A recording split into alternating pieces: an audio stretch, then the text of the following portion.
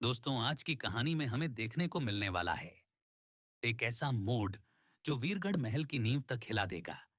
जैसे ही समीर को इस बात की सच्चाई पता चलती है कि रिमझिम ने उससे एक बहुत बड़ा सच छुपाया था, समीर के पैरों तले जमीन खिसक जाती है। समीर को सबसे ज्यादा दर्द इस बात का होता है कि जिस लड़की पर उसने सबसे ज्यादा भरोसा किया, उसी ने उससे सच छुपाया।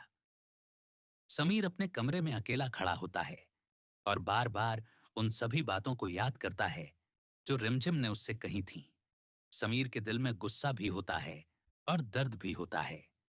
समीर अपने मन में सोचता है कि अगर रिमझिम ने मुझसे सच कहा होता तो शायद मैं उसे माफ भी कर देता, लेकिन उसने मुझे अंधेरे में रखा और पूरे वीरगढ़ महल से यह बात छुपाई। उधर रिमझिम को भी एहसास हो जाता है कि अब सच्चाई सामने आ चुकी है और समीर बहुत ज्यादा नाराज है।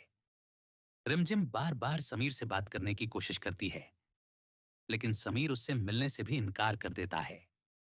दूसरी तरफ दादी सा भी समझ जाती हैं कि अब मामला बहुत ज्यादा बिगड़ चुका है। दादी सा रिमझिम को समझाते हुए कहती हैं कि बेटी, अब तुम्हें हिम्मत रखनी होगी, क्योंकि समीर इस समय बहुत ज्यादा गुस्से में है। लेकिन रिमझिम की आंखों से लगातार आंसू बह रहे होते हैं। रिमझिम कहती है कि मैंने जो कुछ किया था, परिवार को बचाने के लिए किया था। मेरा इरादा कभी गलत नहीं था, लेकिन अब कोई भी मेरी बात सुनने को तैयार नहीं है।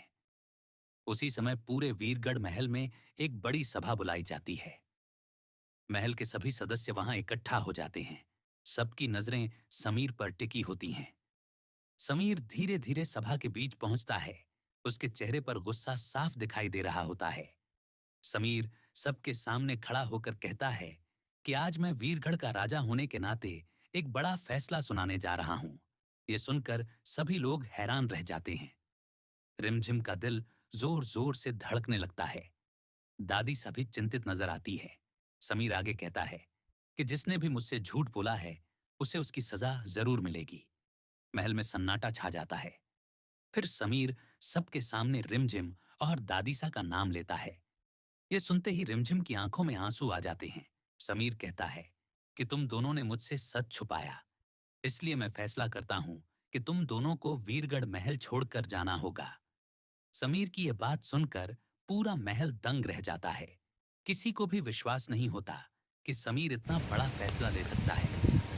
रिमझिम रोते हुए कहती है कि समीर, मेरी बात एक बार सुन लो। लेकिन समीर उसकी तरफ देखता तक नहीं। रिमझिम कहती है कि मैंने तुमसे झूठ नहीं बोला था, मैंने सिर्फ सही समय आने का इंतजार किया था। लेकिन समीर कहता है कि सच को छुपाना भी झूठ ही होता है। दादी सा आगे बढ़ती है।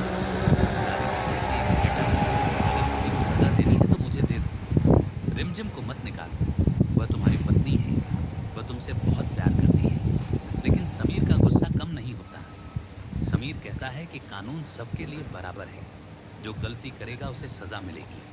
उसी समय परी वहां आ जाती है। परी को जब यह पता चलता है कि रिमझिम और दादीसा को महल छोड़ना पड़ेगा,